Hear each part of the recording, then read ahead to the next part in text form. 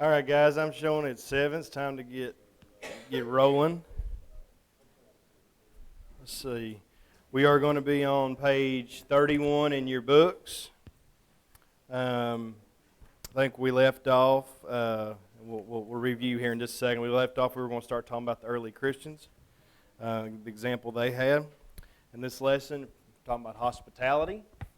We'll review a few of those things here in just a second. Before we get into that, D.A., you care to lead us in open prayer? Gracious Heavenly Father, we thank you for today, and we thank you for what we preparing for.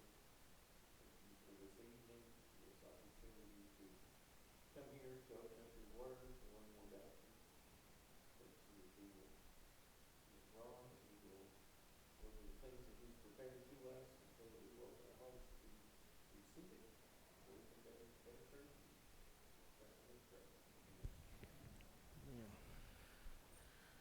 Okay.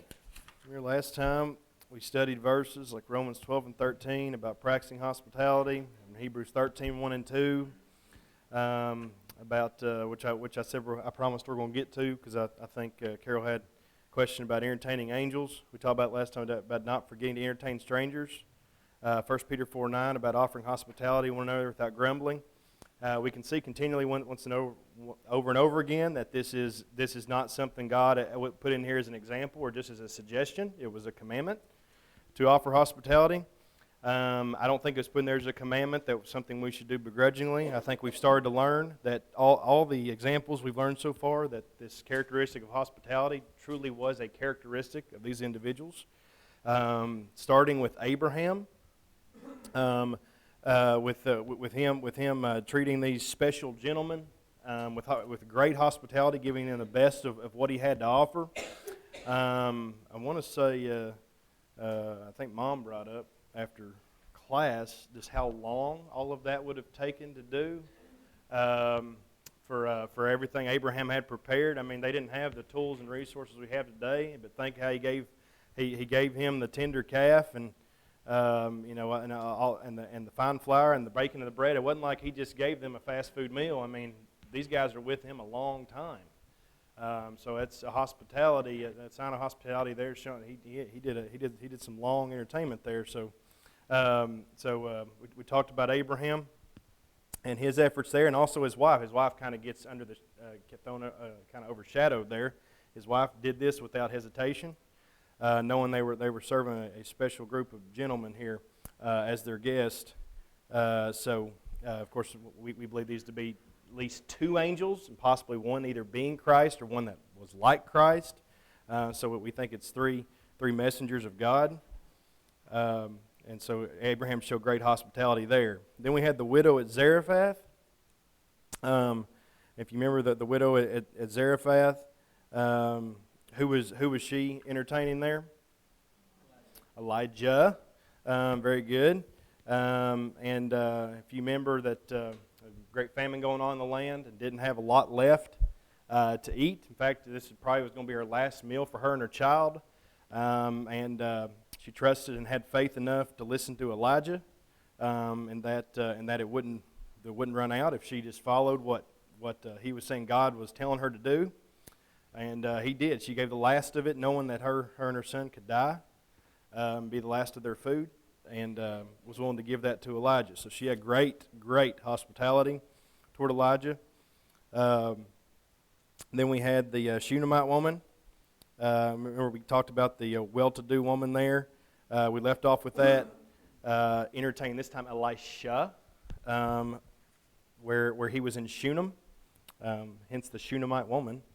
Remember this was a husband and wife combo here that started off just by routine hospitality, just inviting a stranger in as they learned more about him, realized how special this man was, a man of God.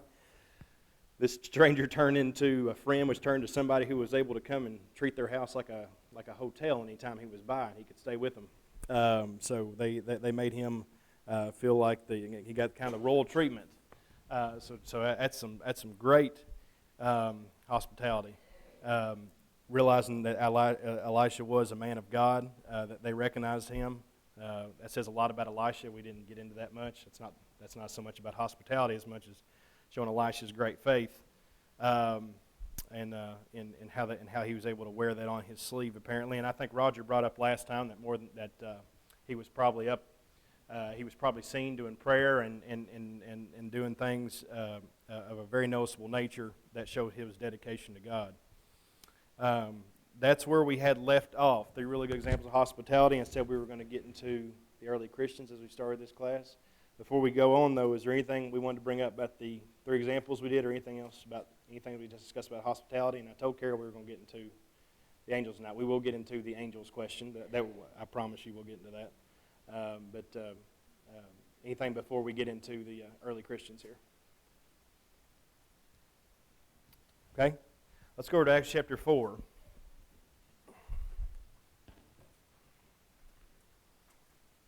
If somebody gets there, please read verses 32 through 35 for me, please.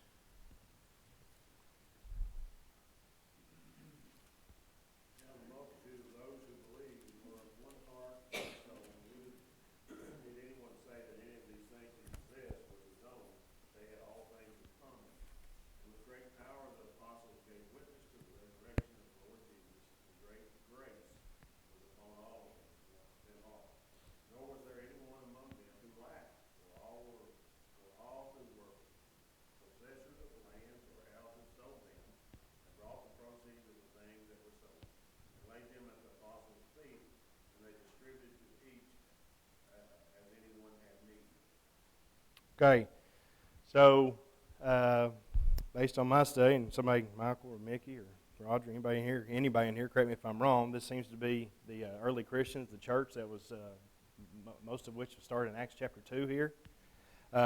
These individuals appear to be so close within a short period of time that in verse 34 it says there was not a needy person among them. And why was there not a needy person among them? Correct. I don't think we get any indication that it's because they're all wealthy. These are all very rich Christians. These are all very well-to-do Christians or well-off Christians. It's because everything they had, they considered each other's. One big pot of help for each other. Somebody please help me reconcile, and this is truly a question, because I went back and forth on this one, reconcile that, how we are supposed to have something like that today. Among us today. Is that something showing the example we're supposed to do as Christians here, that we're all supposed to put everything we have together, no matter how much you got, and just make sure everybody's distributed? Somebody reconcile that to me today. Roger?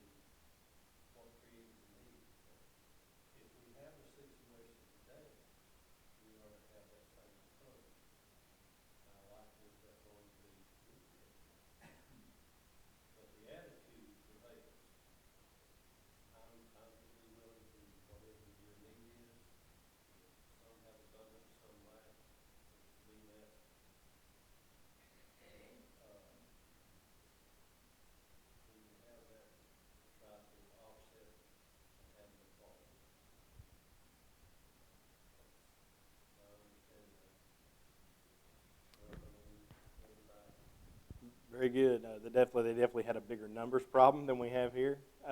They definitely had a distribution problem here. with how many saints were there to be provided for, and so it was definitely a situation. I think when you take the word needy, I don't think we're somebody looking for just a simple handout here. I think this is truly people who were, I don't know if they're on the brink of the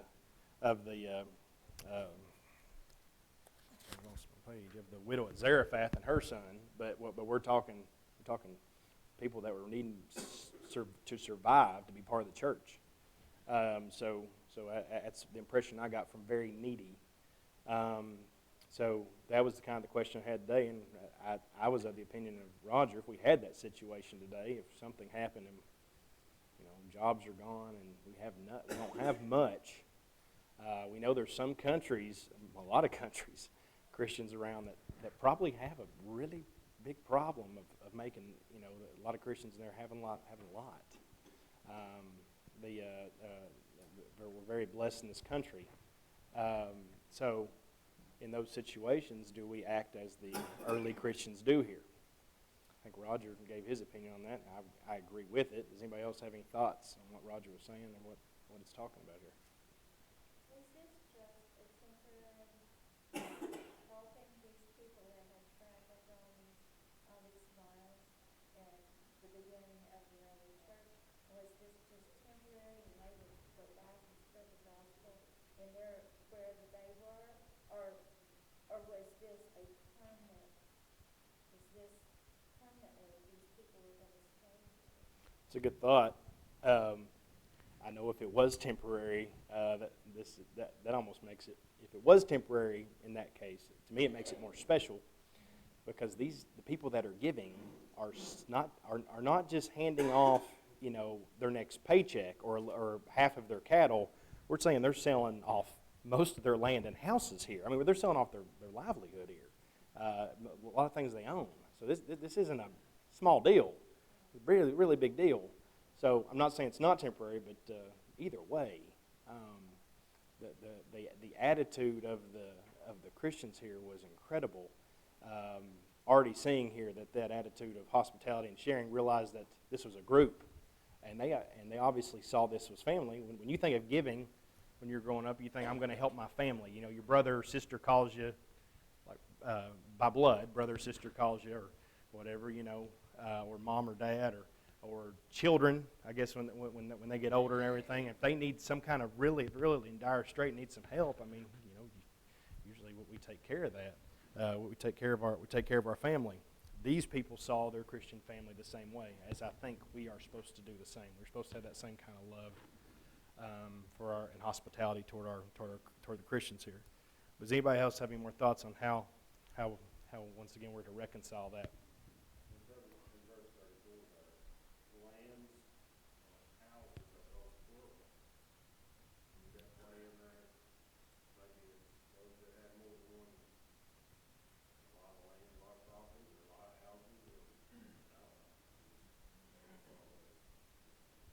I mean, obviously, there'd be no. I mean, yeah, and that effect. I don't. Yeah. Correct. I don't see the point of selling everything you got if that's just going to cause more of a problem later, where you have nothing and now it's just coming back. That's a good point. Whether or not it was everything they had, like I said, I think in the point I was saying a second ago, the attitude was giving a huge portion or a huge chunk of what they had to make sure everybody was provided for. So that's a good point, and we really don't know who gave what. I don't think we had an Ananias and Sapphira problem here, where we had a good little chunk and just had more thoughts on themselves than everybody else, kind of a thing. But I think that's a good point too. There'd be really no point in giving everything whenever it could be a problem here shortly that nobody's going to have anything then. I see this hospitality as the need to spread the gospel for these people these Very good. strangers. Yes. And their needs were met, and it just got spread. Mm-hmm. Very good.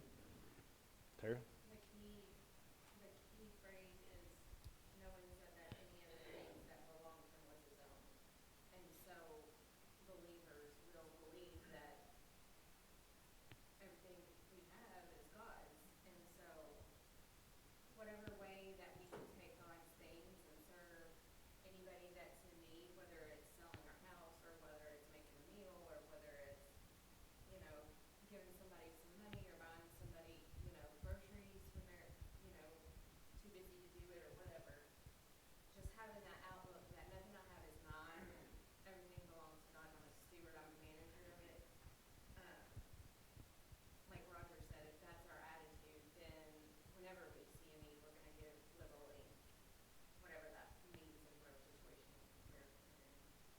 Very good. Good word there. And steward. God made us a steward of our money on how you use it, not a good steward of your money on how you hoard it. So if you remember the guy that stored up everything, and it was of no use to him. That's not what we're supposed to do here. That was I think it's a very good point, Terry. Not any of them claimed that they already had the attitude, an unselfish attitude, that nothing was theirs, that it was God's, so they were going to do what they needed to do for their fellow brethren because it was not even theirs to give away anyway. So very, very good point. Anything else?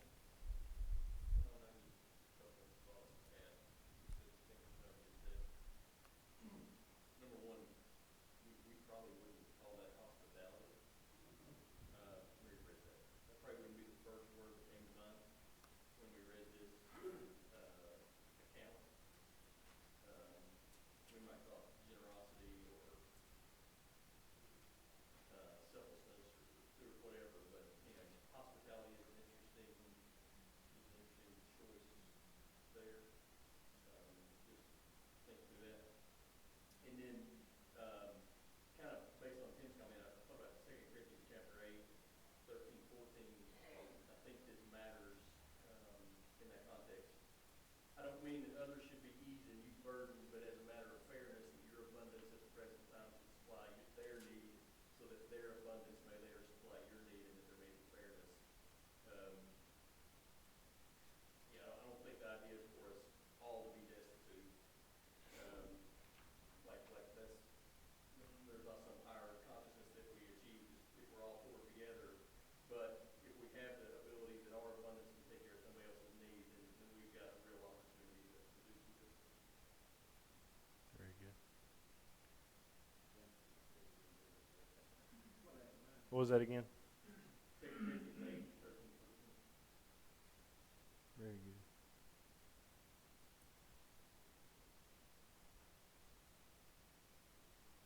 And I too thought that was and that isn't the first word. I thought in fact, on a couple of these are, I think he's combining sometimes hospitality and whatever you call it, generosity or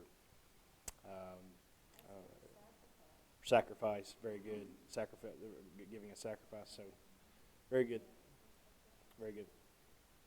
And maybe we should think about this thing more in terms of hospitality. That was not the way that I would commonly use it, so I think it's an interesting way to think about it. I think the hospitality comes in the first part of the verse here. They kind of messed it around, but so I take it that, okay, I have a house, it's not mine, if everybody here wants that, my food, your food, my food, food my table. So I think they were being very hospitable.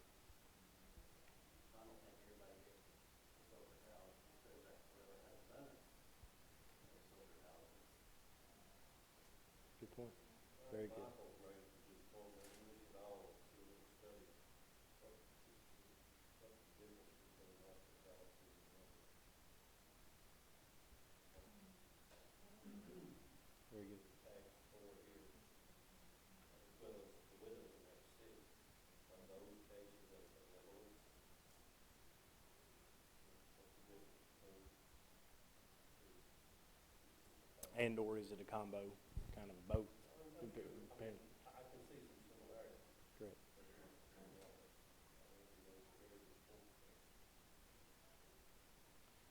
If we take, obviously, if we took the money part out of the equation, which I think Matt was trying to make a point a second ago, if we take the money part out of the equation, I think these people are showing they're very hospitable to one another. Whether or not they were giving money, they were giving their time and sharing everything. It wasn't just land and property. They were obviously sharing. They obviously had developed a closeness. They were obviously having deep conversations and sharing spiritual thoughts with one another, and more than likely praying together often, studying together often. That they were and sharing anything that was like as Matt was saying, mi casa is su casa kind of attitude. So what's mine is yours. Very good. Very good. I don't know if you can find Matthew 25, the 31 to the rest of the chapter there about Esau and Edom, and I was close. I mean, maybe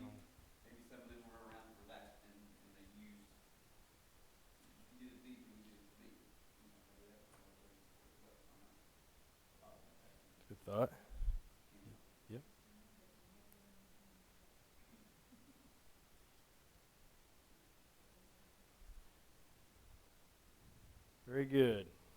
Very good. Or anything else? We get on to Lydia. Okay. Let's roll over and do Acts chapter 16, and let's look at Lydia, verse 14 and 15.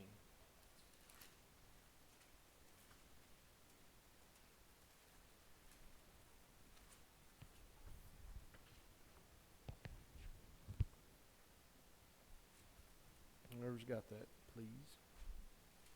Now, a certain woman named Lydia heard of him. She was a seller of purple from the city of Thyatira and worshipped God. The Lord opened her heart to heed the things spoken of Paul, and when she and her household were baptized, she begged us, saying, "If you have judged me to be faithful to the Lord, come to my house and stay." So she persuaded us. Okay, do we want to explain the last part of that verse now? So she persuaded us. She persuaded us. So, if you have judged me to be faithful to the Lord, come into my house and stay. What do y'all interpret she's saying there?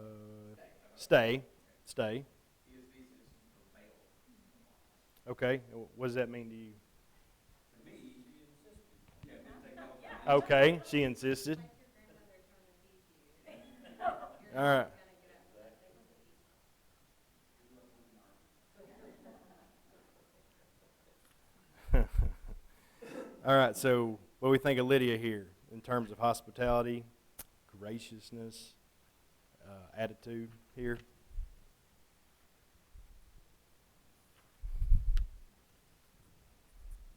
Top chef. She did well. She evidently had a little money. She was a seller of purple. I think we understand that to mean that she did do well with that. Very prosperous occupation, I think.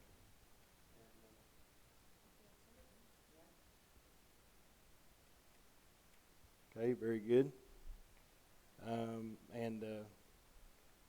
She is, when her and her household been baptized, like I said before, we don't spend a lot of time on her. She's doing similar acts to the others, but first thing she's saying, come into my house, not to talk with me for a second, come to my house and stay. So I think that, once again, that was something she, I think that was key. That's why I was asking about prevailed. It was almost like you're coming to my house, because I want to take care of you. Almost realizing that I owe you a debt. I owe you the fact that because I'm sure they were very, very much a part of her being converted there. So she was definitely wanting to show the hospitable attitude toward those she saw as special characters, as Roger was saying last class, to her, to give them special treatment, as Abraham did with the angels there. Okay, so Lydia, awesome woman there. Anything else on Lydia?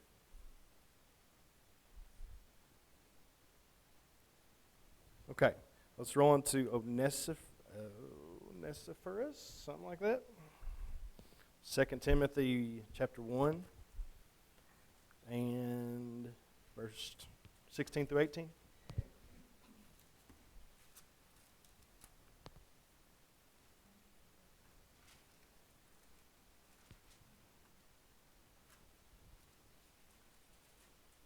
May the Lord grant mercy to the household of Onesiphorus, for he often refreshed me and was not ashamed of my chains. But when he arrived in Rome, he searched for me earnestly and found me. No, that's good. Oh, yes, yeah, please, yeah, go ahead. Read 18. Lord grant him to find mercy from the Lord on that day. And you well know all the service he rendered to us. Okay. So, tell you what, it's hard to find more endearing words to say in such a shorter time frame of verses towards somebody's character. Let's point out some verses or some words here. First of all, let's see. it says, Onesiphorus often refreshed me. Who's me? Be Paul's obviously speaking here. Okay. And was not ashamed of my chains. Does anybody else have a different translation there? Okay. Not ashamed of my chains. What's he saying there? I think Mickey just said it a second ago. Okay. He's obviously in prison. Okay. He's obviously in prison. But he was in Rome, he eagerly searched for me and found me.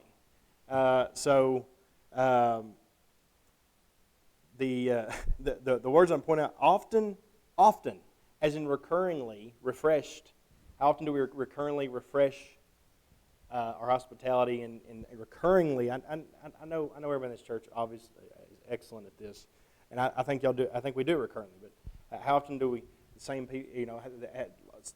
And search whenever search out people to show that hospitality to. Realizing that's how close and how much that's the relationship he had felt for Paul. We think of Paul being so close to Timothy and at one point Barnabas, Silas, and all these people, and these little small characters. How much impact he had? We say small as in not mentioned as much in the New Testament. How much impact he had on them, where this is how much hospitality they wanted to repay to him for the impact that he had on them. Onesiphorus is definitely top notch in hospitality in my book, because when I see the seeking and the recurring attitude of looking to refresh those Christians, I think Paul was just one. I'm sure that was just an attitude he had, not just to Paul. The reason I like part of not being ashamed of my chains, I think that goes with hospitality. The hospitality is to all Christians. Hospitality is to anybody, actually, not just Christians. It does not matter what you look like, what situation you were in. Shouldn't matter what background we've had. The hospitality is, if it's part of us, the way it appears to be part of Onesiphorus here. Our gracious attitude,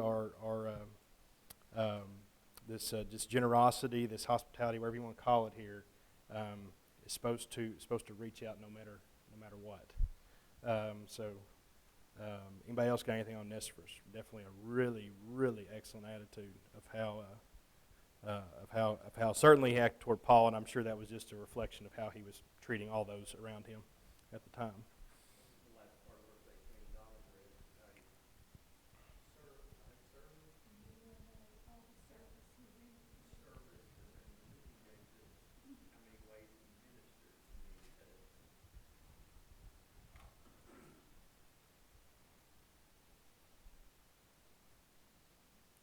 Very good.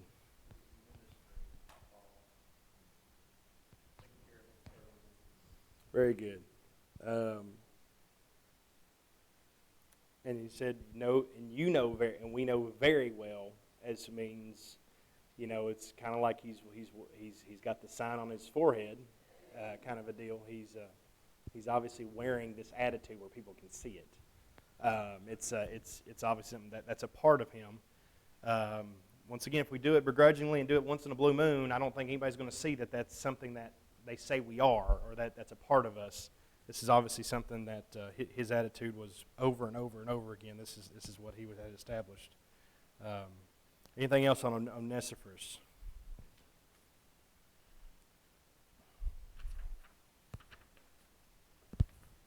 Okay.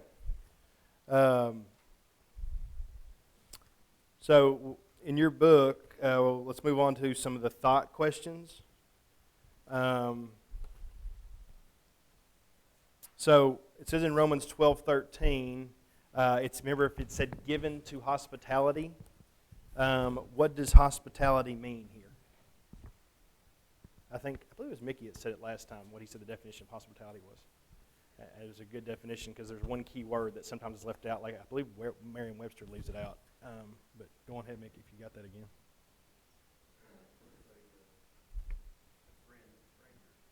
Very good. There's multiple definitions. one of them was sharing giving affection to one another. Another one I saw, sharing giving affection to strangers. That's the verse or the definition I circled. Anybody else have another definition they found of hospitality? What does that hospitality mean? Given to hospitality.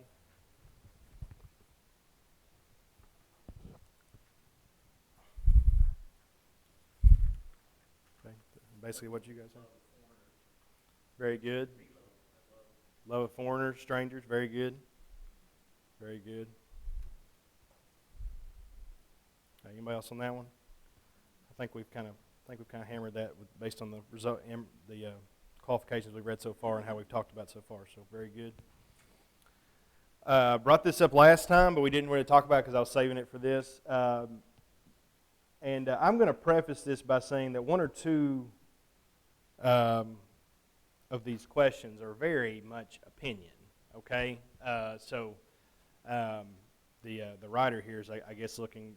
Certainly if you have backup, great, show it to me. But some of these are slightly opinion with, of course, with evidence and backup. But this next one's why is hospitality a qualification of an elder? And it is a qualification in 1 Timothy 3:2. Why do we think that this is a qualification of an elder? Well, they're our leaders, we look up to them, but we have the same qualification as they do. We have to do it as they do. But to me, they're who we look to, for example. Very good. What's that? Very good. I had one commentator who gave a very simple answer, that it's required in Scripture by all Christians to be hospitable. So it's pretty much guaranteed that it is definitely a qualification that the elder has to have for us as Christians looking to them for guidance. So I thought that was a pretty simple one. But yes, I had one of the other ones. That's something that's definitely an attitude of leadership. If you remember, these are leaders of the church. We don't in business we don't really think of hospitable being a characteristic of leadership, but some of the great leaders of companies are the ones who treat their employees this way. That's the companies that tend to flourish. Whether or not always exactly in bottom line, definitely in company or employees and employee relationships that want to stay there for a long time, which is very important in what's going on in today's world. So many people having to hire and struggle with that. What else? Anybody have any thoughts on why is hospitality qualification elder? I think those are some very good ones.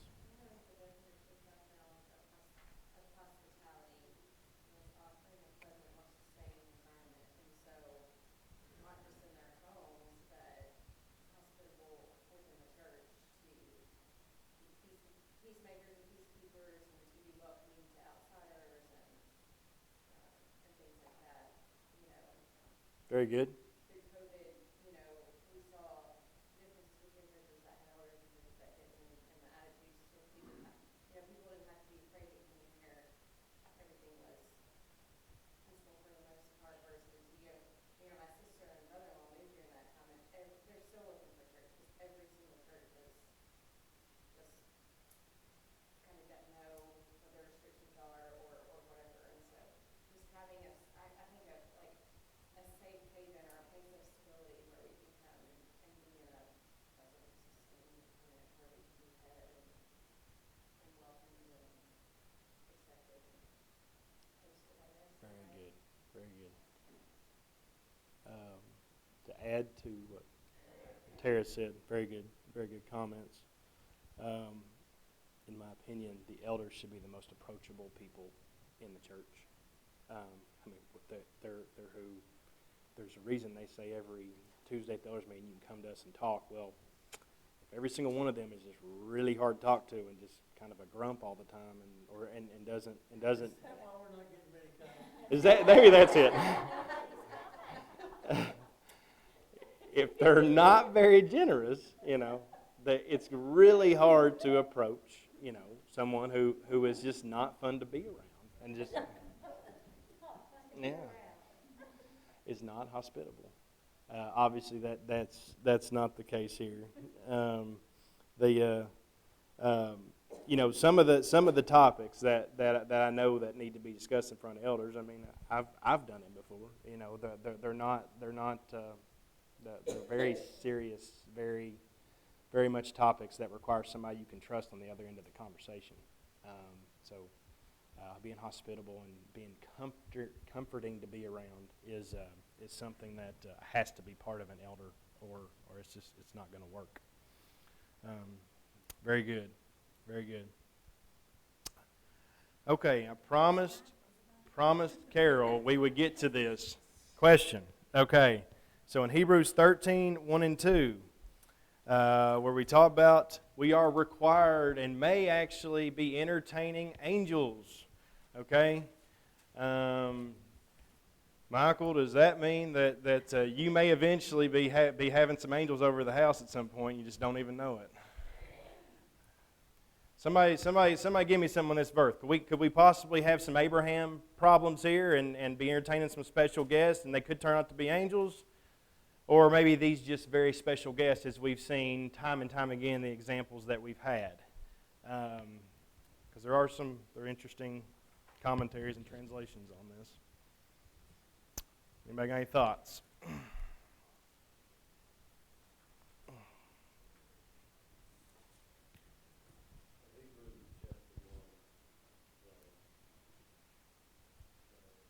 You say Hebrews 1, Roger? Yeah. Uh-huh. The last verse talking about angels, it says, "Are they not all ministering spirits sent forth to the service, save them unto their salvation?" Mm-hmm. As far, I don't think there's angels here, but angels, as a messenger sent from God, someone may be sent by God into our life that is a messenger from God. Mm-hmm. In that sense, yes, they are angels. Now, if you understand what I'm saying. But are there angels come from heaven taking up the form of men? I don't see the evidence of that. But in God's providence, He knows who has a good on His heart. He knows that Cornelius, He knows the jailer who feared Saul of Tarsus. God knew what He was capable of. Well, I send someone to Saul of Tarsus. And I know there wasn't an angel involved. We have to remember, I think, that this, in the first century, there was an angel miraculous doing. But as far as are there messengers of God after today, I think it's definite. In that sense, they are angel-like. Because they're a message, God, this is, that's my thoughts on it.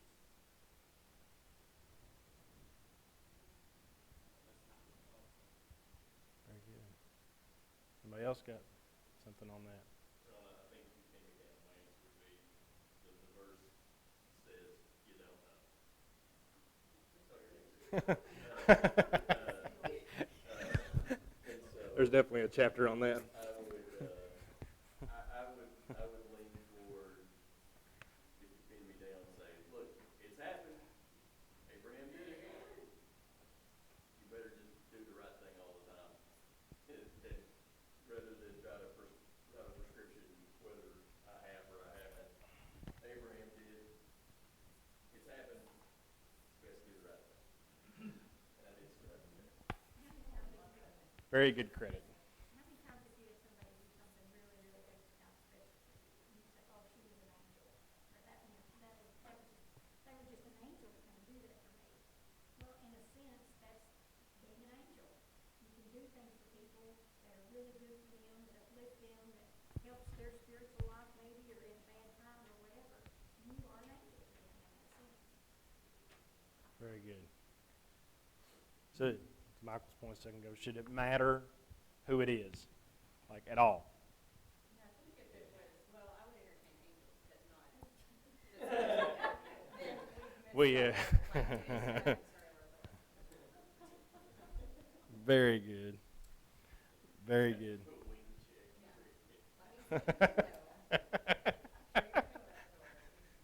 I know somebody made a comment, I wrote down here, what we do to strangers, God will reward as they've done to himself. So if you are kind to a stranger, and God's going to reward you for that. So in a way, you're doing something very, very special. Just to a stranger, it's almost like you're doing it to God. God's certainly loving. Matthew 25. Okay, so, why not? Why not entertain, be entertaining angels? If you're doing it to a stranger, you're doing it to the king. Okay, isn't that fair? Very good. You got that one taped on your door at work, don't you? Because I That- like it. I'll try not to do it too much. No, man. Hey, Matthew 25 is one of my favorites, man. I love Matthew 25. That's a scary one for me. Matthew 25 is a scary one for me. That one's a humble one for me. Very good. Very good. Carol, you good? Good on that one? Well, are you good?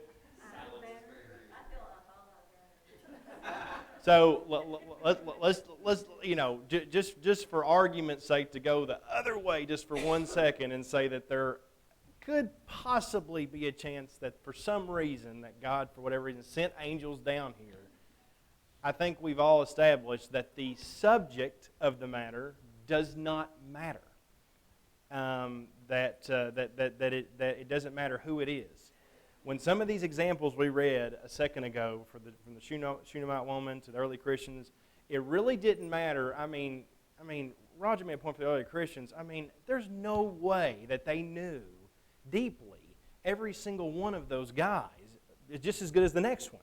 So, I mean, those were their brethren, though, and they were, some of them, somewhat of strangers to them. I mean, they're, I'm sure a lot of them knew each other pretty well, but we don't know exactly how much each of them knew each other.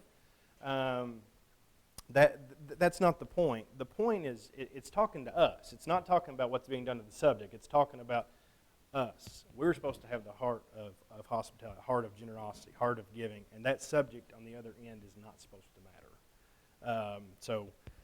Whether or not that actually could take place is kind of the irrelevant point there. You should treat them as if there were really angels before you. That's how you're supposed to see them and treat them. My whole point. The mantle of Christian that we all wear is nothing taken off for any situation. Very good. You wear it all the time. In every situation. Very good. No, it's not like the back cape, right? It's not the back cape. Can't take it off. Very good. Very good. Just get it out, man. Yeah, last thing is, we talked about the definition and lover strangers. I've seen that a lot. One other one I saw that kind of helped me is like, this is not just for people we don't know. I did see a definition that said lover of guests or friend of guests, because I think that's another kind of use of that word instead of just. I think it should be the conception of like, because I know you, it can't be hospitality. I think we all know that, but anyway, it kind of helps frame some of that conversation. I think. Yeah, It's absolutely. lover of guests instead of just always thinking about lover of strangers. Very good.